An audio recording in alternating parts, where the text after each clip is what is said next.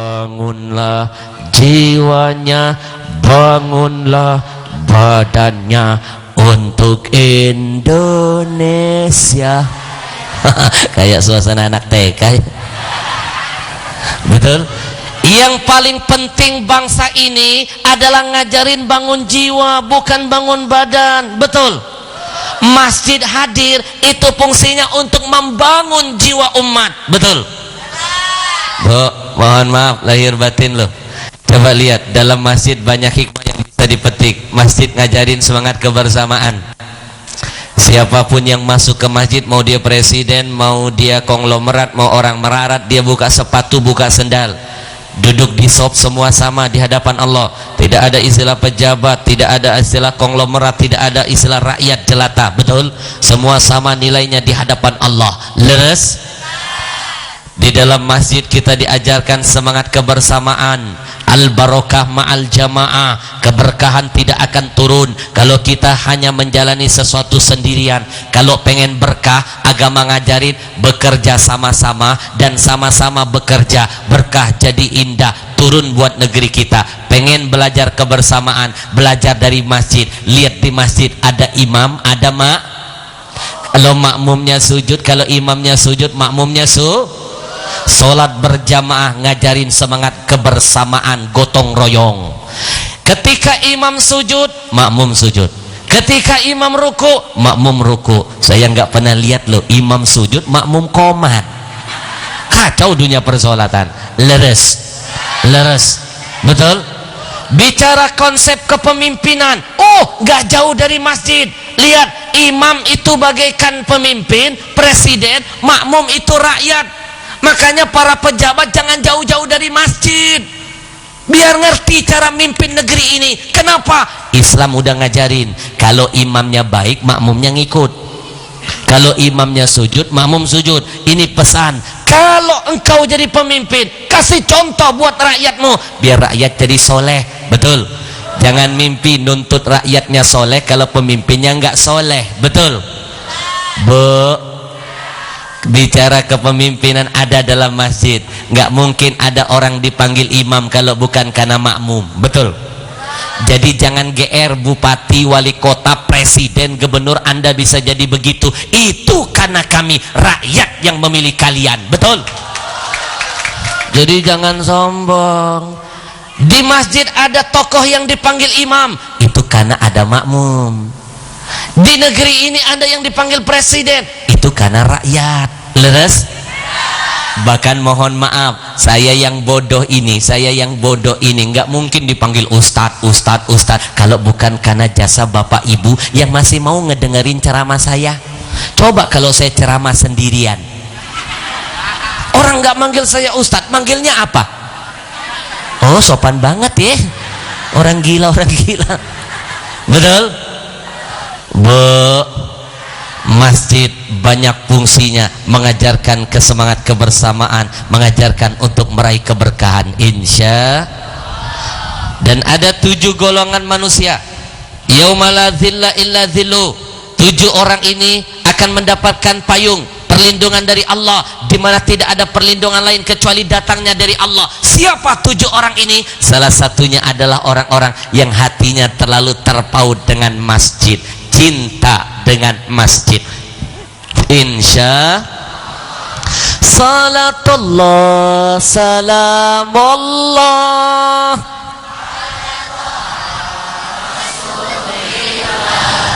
salatullah salamullah. Singkat, padat.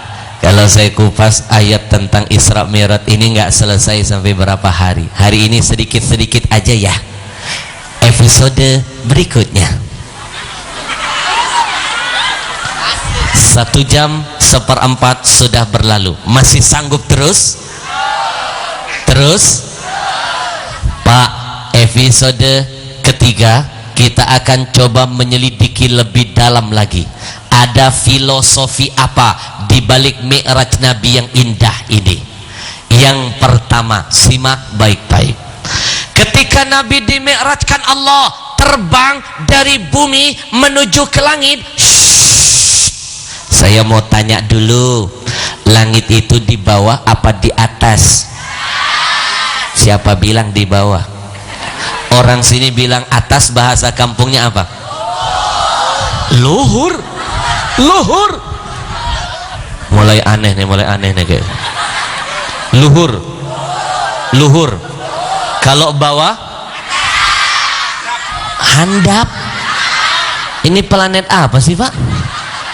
Luhur, handap, handap, luhur. Tapi nggak apa-apa, kita pakai bahasa sini. Simak, dengerin, kita pakai bahasa sini. Filosofi Mi'raj yang pertama, ketika Nabi dimi'rajkan Allah, sadarkah kita Nabi diterbangkan Allah berangkat dari bumi menuju ke langit? Bumi itu di mana? Handap. Langit itu di mana? Luhur. Bener ya? Nabi diterbangkan Allah dari handap menuju ke luhur. Ya benar kan, dari bawah ke atas. Susah amat sih. Leres. Pertinyi ketika Nabi dari handap menuju ke luhur, dari bumi ke langit, dari bawah ke atas, pertanyaannya, apakah Nabi ketika sudah berada di atas terleha-leha, santai-santai, lupa dengan orang-orang umatnya yang ada di bawah? Jawabannya tidak. Nabi nggak lama main di atas, Nabi nggak lama. Orang sini bilang tidak apa?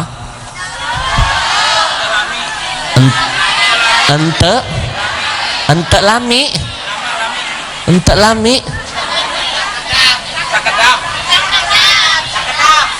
Sekedap. Orang mana nih, Pak? Ente. Orang Arab bilang tidak, bahasa Arabnya singkat, la, beres. Ibu tahu orang Barat bilang tidak, bahasa Inggrisnya apa? Emang saya nggak tahu. No. Orang sini ente. Kita pakai lagi bahasa sini. Ketika Nabi dimi'rajkan Allah, Nabi diterbangkan Allah dari bumi ke langit, dari bawah ke atas, dari handap ke luhur. Pertanyaannya, ketika Nabi berada di atas, apakah Nabi lama main-main di atas? Jawabannya ente. Ketika Nabi berada di luhur, apakah Nabi lupa dengan umatnya yang ada di handap? Jawabannya ente. Nabi nggak lama di luhur, Nabi nggak lama di langit, Nabi nggak lama di atas, Nabi segera turun. Lalu ditanya Allah, Muhammad, kenapa buru-buru turun? Nabimu menangis sambil berkata, ya Allah, ini terbayang dengan nasib umatku yang ada di bumi. Ini baru namanya pemimpin. Kalau lagi di atas, main-main dong ke bawah. Kalau lagi di atas, inget-inget dong dengan nasib rakyatnya di bawah. Leres. Pemimpin sekarang ini kebanyakan kalau lagi di atas lupa dengan yang di bawah. Dulu waktu mau mencalonkan diri, acara yang beginian gak diundang dateng. Udah menang diundang gak mau dateng. Dulu waktu belum jadi nggak diminta, suka ngasih sumbangan. Begitu udah jadi dikirimin proposal nggak nyumbang. Yang kompak. Pemimpin sekarang kebanyakan seperti kacang yang lupa dengan kulitnya. Makanya ibu tahu nggak bedanya pilkada dan pilkabe? Kalau pilkada, begitu jadi langsung lupa, itu pilkada. Tapi kalau pilkabe, begitu lupa langsung pengalaman. Satu-satunya pemimpin dunia dan akhirat kita yang tidak akan pernah lupa, senang dan susah selalu bersama kita adalah Nabi kita Muhammad sallallahu alaihi wasallam. Jadi pesan tersirat di balik Mi'raj ngajarin apa? Siapapun yang lagi di atas, Anda orang yang punya kekuatan, bela orang yang lemah. Anda diberikan Allah ilmu, ajarkan orang-orang yang awam di bawah. Anda orang-orang yang punya pengaruh, ayo giring orang-orang untuk ke jalan Allah. Anda orang yang punya kekayaan, ayo sumbangkan kekayaanmu, bantu yang miskin, derma yang baik, alirkan danahmu untuk urusan Allah dan Rasulnya. Insya salatullah salamullah.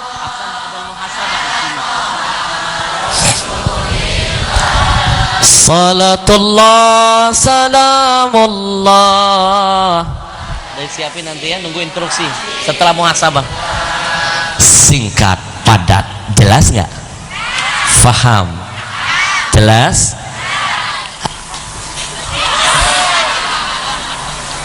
Masih ada waktu nggak? Mau lanjut? Tapi minum dulu boleh nggak? Minum dulu ya. Bismillahirrahmanirrahim. Jangan syirik loh, jangan syirik ya. Begini loh, saya bukannya haus, bukan. Begini, yang ceramah siapa? Saya kan. Yang capek nanti siapa? Saya lagi kan. Yang keringetan siapa? Saya kan. Yang bau? Enak aja.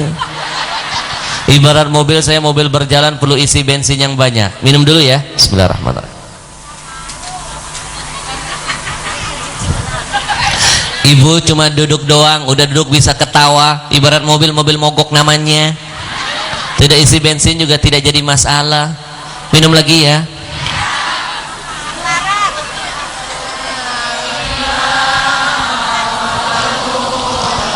Wa huda wa rahmah, Allahumma zakirna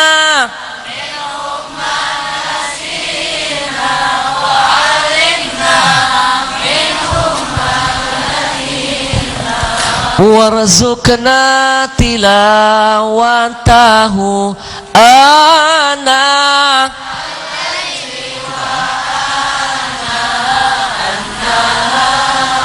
waj'alhu lana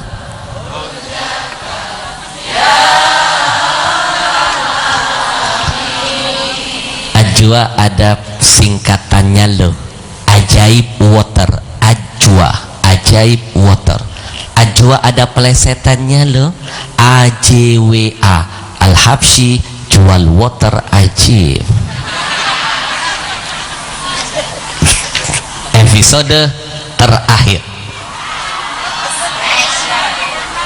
Lanjut. 1,5 jam sudah berlalu masih tetap bertahan. Ini seperti ikan dalam air. Bu, Pak, filosofi yang kedua. Ketika Nabi dimi'rajkan Allah, Nabi menembus 7 lapis langit dan bumi. Mau nembus 7 lapis langit. Tahu nggak? Di setiap langit Nabi dipertemukan Allah dengan nabi-nabi yang lebih senior. Bu, nabi yang lebih senior, mulai Nabi Adam sampai Nabi siapa? Ibrahim alaihissalam. Ini pelajaran buat yang muda-muda. Tahu nggak akhlak nabimu? Nggak salah Allah memujinya. Wa innaka la'ala khuluqin azim. Sesungguhnya engkau Muhammad berada pada level akhlak yang paling tinggi. Nabi yang muda melihat yang lebih tua, Nabi memberikan penghormatan, bahkan menjadikan Nabi Allah Musa menjadi tempat teman berbicara dan diskus. Ini pesan yang muda, belajar dong dari yang tua. Yang muda, hargai dong yang tua. Yang muda, cari ilmu dong kepada yang tua. Leres? Karena mohon maaf, yang tua pernah jadi muda. Yang muda, ada yang pernah jadi tua? Betul nggak? Bu, ini perlu saya sampaikan karena ini krisis bangsa kita sekarang. Yang muda nggak hormat dengan yang tua. Betul? Zaman saya dulu waktu masih muda, dulu remaja, kalau lewat di salah satu jalan, ada orang tua di depan saya, kami yang muda nggak berani motong jalannya, nggak berani pamali. Ada orang tua jalan tertati-tati begini, kami yang muda malah ngejagain dari belakang sambil begini. Ayo mau kemana nih? Ayo mau kemana? Takut ketiup angin, Pak. Coba lihat potret anak muda sekarang. Krisis akhlak melanda. ada anak orang tua, ada anak muda jalan di salah satu gang, orang tua di depannya jalan tertati-tati begini, itu bukan cuma dipotong loh, ditabrak. Padahal yang tua-tua begitu mah nggak perlu ditabrak, nunggu waktu doang. Leres. Maka saya mau titip pesan buat anak-anak muda, jangan mimpi masa tuamu nanti banyak anak muda akan hormat kepadamu. Kalau tidak mulai dari masa mudamu sekarang menghormati orang-orang yang lebih tua darimu sebanyak-banyaknya. Karena itu pesan Nabi, ma min syabin yukramu syaikhan li sinnihi illa qayyadallah ma yukrimuhu inda sinnihi. Kata Rasul, kalau ada anak muda di masa mudanya menghormati orang yang lebih tua darinya satu saja, maka nanti kalau dia jadi tua 10 anak muda akan hormat kepada dirinya. Sebaliknya, kalau ada anak muda di masa mudanya sudah kurang ajar, yang lebih tua darinya satu saja, maka nanti kalau dia jadi tua 10 anak muda akan berbuat lebih gila dari apa yang pernah dia lakukan. Istighfar kepada Allah. Bu, anak sekarang gak kayak zaman kita dulu ya. Zaman kita dulu kalau dimarahin sama orang yang lebih tua, boro-boro ngebantah, ngangkat kepala mandangin wajah orang tua, nggak berani loh. Anak sekarang lihat yang salah dia, yang dimarahin orang tuanya. Orang tua baru ngomong satu baris, anak udah ngejawab satu kaset plus kusut. Zaman kita dulu bu, kalau ada anak kecil berisik nggak perlu pakai cubitan, yang tua cukup melotot sudah diem. Orang zaman dulu pak, kalau lihat anak-anaknya yang berisik cukup begini doang, si anak diem. Coba bandingkan anak zaman sekarang pak, berisik dipelototin, dia ngejawab apa, lihat-lihat mah. Galakan dia ketimbang anaknya, betul? Dek, kamu tahu nggak dulu saya pernah seusia kalian loh, main bola di tengah lapangan, asyik main bola, azan maghrib berkumandang saya nggak pulang, ibu saya marah, keluar dari rumah. Nggak kayak ibu-ibu zaman sekarang teriak-teriak manggil nama anaknya pakai gaya Tarzan. Ibu saya nggak pakai teriakan, hanya berdiri di pinggir lapangan dengan gaya tangan begini sudah bikin saya anaknya keringetan. Ibu saya cukup begini doang, kayak ada magnet menarik saya langsung mendekat lalu menundukkan kepala. Ibu saya langsung berkata, "Nak, kamu tahu kenapa ibu nggak pakai teriakan? Ibu malu dengan Allah, teriakan azan, panggilan sholat saja kamu abaikan, apalagi teriakanku. Sekarang kamu pulang ke rumah, dirikan sholat." Sebelum pulang saya dipeluk, dibacain doa. Doanya diambil dari ayat Al-Quran, diartikan, langsung menusuk ke hati saya. Apa doanya? Rabbi habli minas solihin. Ya Allah, jadikan anakku jadi anak soleh. Saya nangis, langsung pulang, gak banyak bicara. Besok teman main bola saya nanya, hebat ibumu ya. Diginiin langsung mendekat, dibacain Quran langsung nangis. Saya bilang kuping diquranin, kaki dicubit bro. Tapi walaupun dicubit, anak zaman dulu nggak ada yang berani melawan. Nggak kayak akhlak anak-anak sekarang. Coba lihat anak zaman sekarang pak, main bola tengah lapangan, azan maghrib berkumandang masih belum pulang. Sang ibu keluar dari rumah sudah teriak-teriak gaya Tarzan, masih nggak ada jawaban. Ibunya kesal, masuk ke tengah lapangan, nguber-nguber anaknya jadi pemain tambahan. Kenapa bisa begini? Jawabannya krisis. Istighfar kepada Allah. Astaghfirullah.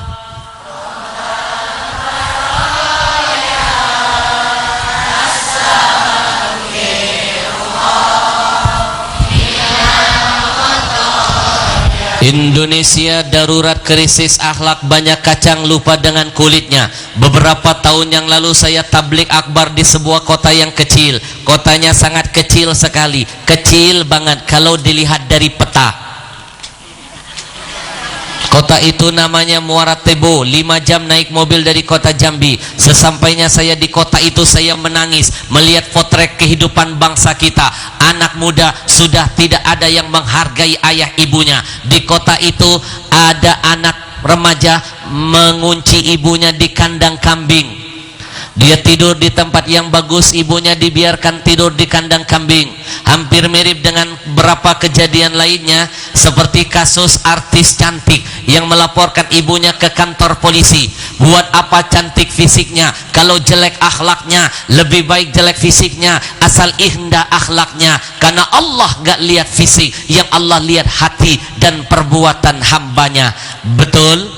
Leres?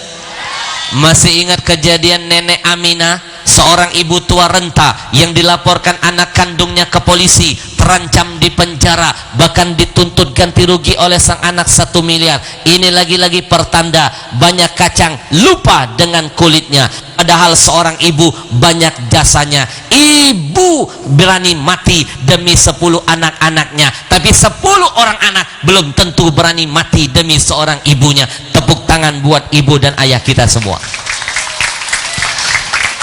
Saya mau titip pesan buat adik-adik remaja. Ayah ibu nggak ada jualnya, apalagi ibumu. Ibumu ngeden, tahu ngeden? Keluar kamu. Coba kamu ngeden, apa bisa keluar ibu? Leres. Ibu ngeden keluar apa? Anak. Anak ngeden keluar apa? Nggak usah dibahas. Bapak masih ingat di Brebes ada kejadian anak remaja mukulin ibu, anak masih usia 12 tahun mukulin ibu kandungnya babak belur hanya karena perkara sepele. Ibunya terlambat nganterin makanan. Tidak cukup sampai di situ, diambil gantungan baju, dia pukul ibunya, sobek bibir ibunya. Bahkan yang lebih mengerikan, memalukan serta memilukan, di Lamongan anak laki-laki remaja tega menyembelih ibu kandungnya sendiri. Saya langsung menyimpulkan jangan-jangan pada diri kita terdapat sifat-sifat syaitonia yang lebih gila dari syaiton yang sebenarnya. Bu, sampai detik ini saya belum pernah mendengar anak syaitan sanggup menyembelih umiknya. Anak manusia banyak. Maka suka tidak suka, kadang-kadang pada diri kita lebih gila kita daripada syaitan. Betul? Atau jangan-jangan ibu mau tahu nggak, di luar sana setan sering berdoa begini. Mau tahu nggak doa setan sekarang apa? Begini doa setan sekarang, Pak. Ya Allah, kami berlindung dari godaan manusia yang terkutuk. Karena manusia sekarang lebih gila dari setan. Betul? Melihat kejadian ini, saya di atas pesawat mau pergi ke Jakarta, pulang dari satu daerah, saya nggak bisa tidur.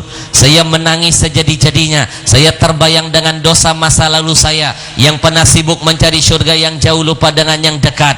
Dan subhanallah, di atas pesawat itu saya mencoret-coret sebuah kertas. Saya maki-maki kebodohan masa lalu saya. Saya dapat petunjuk berharga dari Allah tanpa saya sadari. Di dalam coretan kertas itu saya menulis sebuah nama yang sangat indah, sebuah kalimat yang sangat sempurna. Dari kalimat itu akhirnya menghadirkan sebuah buku yang luar biasa. Apa kalimatnya? Ada surga di rumahmu, disingkat ASDR. Siapa surga kita di rumah? Ayah dan ibu. Lebih dekat ada di mana? Di bawah telapak kaki ibumu. Kenapa kamu selalu mencari yang jauh, lupa dengan yang dekat? Tangan orang kamu cium-cium begini, tangan ayah ibu nyiumnya setengah hati. Lihat anak sekarang nyium tangan orang tua gayanya begini. Sejak kapan hidungnya pindah ke sini? Betul, leres? Kadang-kadang dijidat, jangan-jangan tahun depan diketiak. Saya tahu persis, Pak.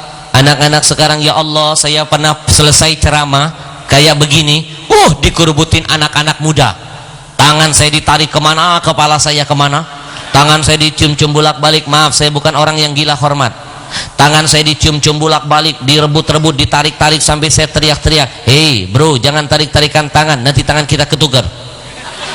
Mereka tetap narik-narik tangan, rebut-rebutan, nyium-nyium tangan saya. Akhirnya gara-gara rebutan ada kejadian. Seorang anak waktu itu salah narik tangan, ketarik tangan temannya sendiri, dikirain tangan saya. Dicium-cium tangan temannya, sama temannya dikerjain, kapan lagi ente cium tangan gua? Akhirnya dia berantem berdua.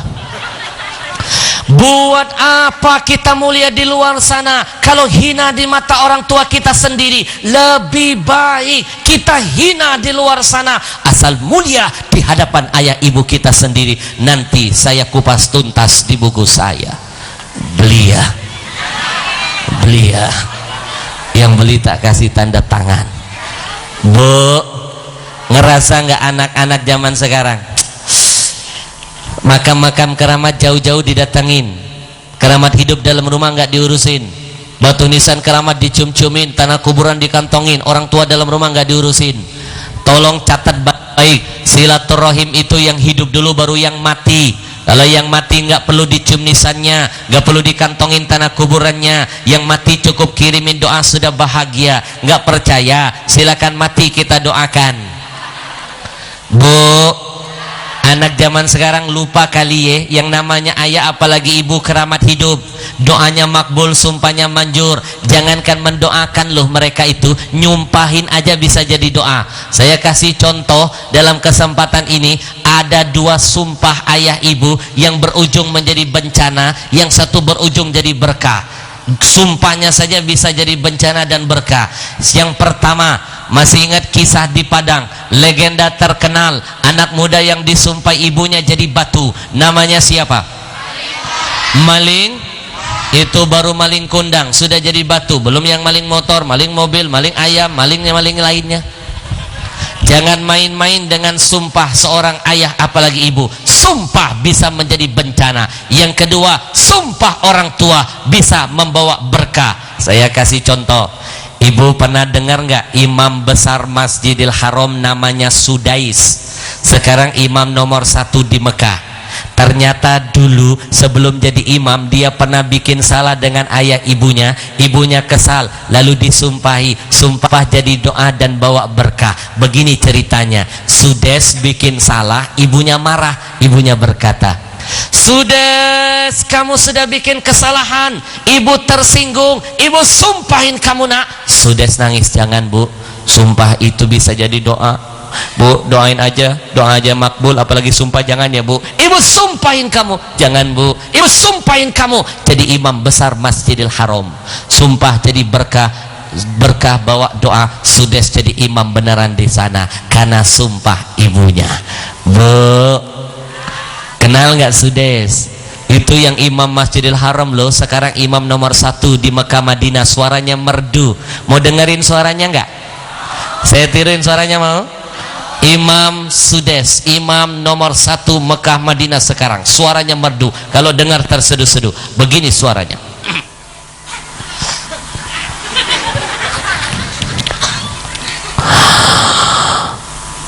Imam nomor 1 ya, imam nomor 1, ingetin. Suaranya merdu pak, suaranya merdu.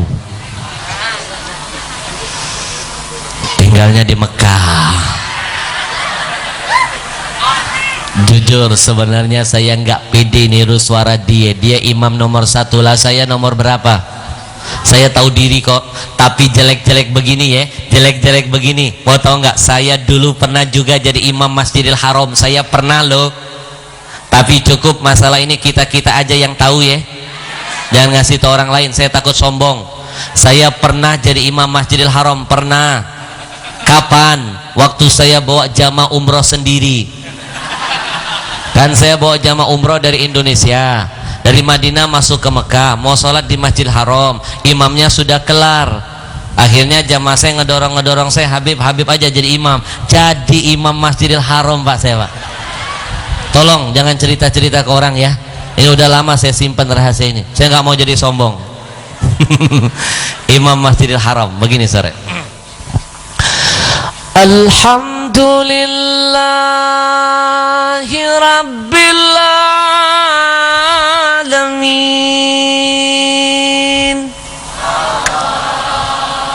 Cukup ah, suka meragukan. Udah dibilangin pernah jadi imam Masjidil Haram. Bu, mulai sekarang ya kalau marah sama anak hati-hati. Sumpah bisa jadi doa. Anak nangis kita nggak sadar kita cubit, cengeng banget sih. Nanti doanya dia mentalnya tumbuh jadi mental cengeng pak. Anak nakal suka kita cubit, setan loh. Berarti jadi apa tingkah lakunya? Mulai sekarang semarah apapun sama anak jadikan amarah menjadi berkah. Anak nakal cubit, jadi polisi. Anak berantem, kamu jadi presiden. Wah, bu, jadi ulama, mudah-mudahan jadi doa, insya. Demi Allah, kalau mau kita bayar jasa ayah, apalagi jasa ibunya, wah kita tidak akan pernah sanggup membayarnya. Bu, di buku saya ada kisah yang sangat dahsyat. Ada salah seorang sahabat Nabi namanya Abdullah bin Umar. Siapa namanya? Ketika musim haji, Abdullah bin Umar memandang ke arah Ka'bah, lalu tiba-tiba dia menangis sejadi-jadinya.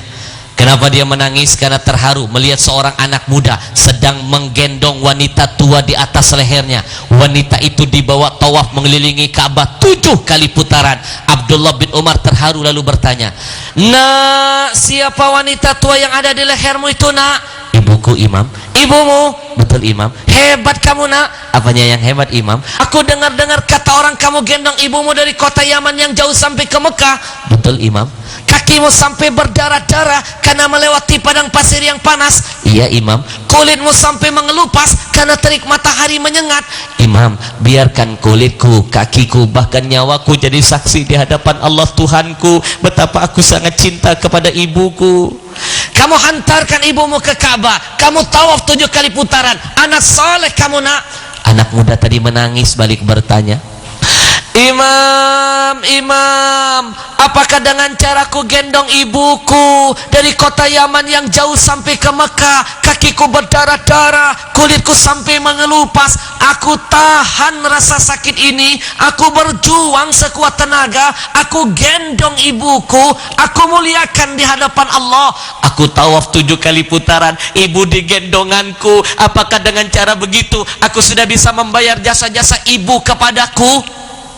Abdullah bin Umar terus menangis lalu berkata, 1000 kali kamu gendong ibumu di lehermu, 1000 kali kakimu berdarah-darah, 1000 kali kulitmu mengelupas, 1000 kali kamu tawaf di Ka'bah tiap hari sekalipun, dan ibu di lehermu itu tidak akan bisa membayar 1 tetes darah ibumu yang pernah keluar ketika melahirkanmu. Kalau 1 tetes darah ibu tidak bisa kita tebus walaupun dengan jihad seberat dan sedahsyat itu, pertanyaan saya, bagaimana cara menghapus goresan luka yang terlalu dalam yang pernah kita tancapkan di hati ayah ibu kita, yang sampai mereka menutup mata menghadap Allah Tuhannya belum pernah memaafkan dan meridhoi kita. Jangan mimpi dapat ridhonya Allah kalau ridho ayah ibu belum pernah terdengar di telinga kita, karena Rasul yang berjanji ridho Allah ada pada ridho mereka. Rajin salat, puasa tiap hari, sedekah terkenal se-Indonesia, haji tiap tahun, umroh tiap bulan, tapi durhaka kepada orang tua. Kata Rasul, haram mencium bau surganya Allah, haram mencium baunya saja. Jarak 1000 tahun perjalanan ke akhirat sudah diharamkan Allah, apalagi untuk masuk menjadi penghuninya. Bu, saya ingin mengajak semua yang cinta dan sayang kepada orang tuanya, kita bermuhasabah.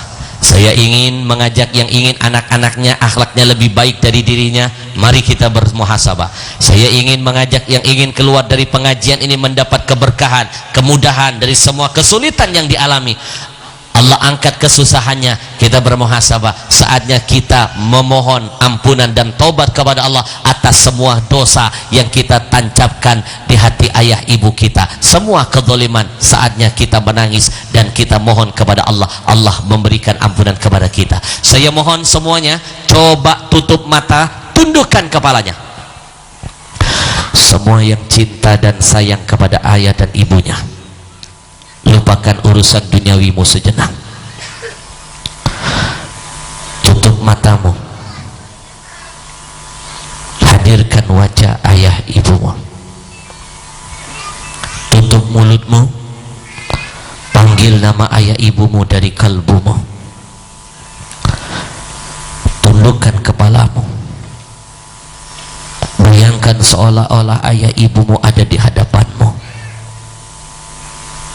Bayangkan seolah-olah hari ini engkau sedang berdampingan dengan mereka. Teruslah tenggelam lebih dalam lagi. Lupakan semua urusan yang ada di sekitarmu. Teruslah tenggelam lebih dalam. Bayangkan semua kenangan yang indah antara dirimu dengan ayah ibumu. Ingat semua kebaikan yang sudah mereka berikan untukmu. Lalu tanyakan hati kecilmu, kebaikan apa yang sudah kau berikan untuk membahagiakan ayah ibumu? Sadarkah kita terkadang kita lebih sering meminta kepada ayah ketimbang memberi? Kita lebih sering menuntut kepada ayah ketimbang menghargai, lalu dengan sombong mengangkat tangan meminta syurga dari ilahi. Ayah memang orang yang tidak melahirkan kita, ayah memang bukan orang yang pernah mengandung kita, tapi jangan lupakan pada diri kita terdapat darah ayah kita, mengalir darah ayah kita. Ayah memang bukan orang yang melahirkan kita, tapi jangan lupakan siapa yang pertama kali menancapkan tauhid, mendengarkan azan dan qomat di telinga kita. Ayah memang bukan orang yang menyusui kita, tapi tolong hargai, siang malam dia berkeringat, banting tulang kepala jadi kaki, kaki jadi kepala, mencari rezeki yang halal semata-mata agar bisa menghadirkan susu yang segar dari ibu kita. Seorang ayah bisa membahagiakan 10 orang anak-anaknya. 10 orang anak belum tentu bisa membahagiakan seorang ayahnya. Bayangkan wajah ibumu, ingat jihadnya. Sadarkah kita terkadang kita lebih sering membuat ibu menangis ketimbang tersenyum, lebih sering membuat ibu murka ketimbang ridha, lalu dengan sombong mengangkat tangan menangis-nangis meminta syurga dari Allah. Istighfar wahai saudara. 9 bulan ibu mengandung kita, 9 bulan kita sudah sering menyiksa-nyiksa ibu dalam kandungannya. Bahkan detik-detik terakhir ketika ibu akan melahirkan kita, subhanallah, ibu berani mati demi kita. Ibu sering berkata, ya Allah, ya Allah, kalau seandainya mataku harus tertutup selama-lamanya, aku siap mati demi anakku ya Rob. Izinkan 1 detik saja, 1 detik saja telingaku bisa mendengar tangisan bayi yang keluar dari rahimku. Seorang ibu berani mati demi 10 orang anaknya. 10 orang anak belum tentu berani mati demi seorang ibunya. Lalu apa yang sudah kita berikan untuk membahagiakan ayah ibu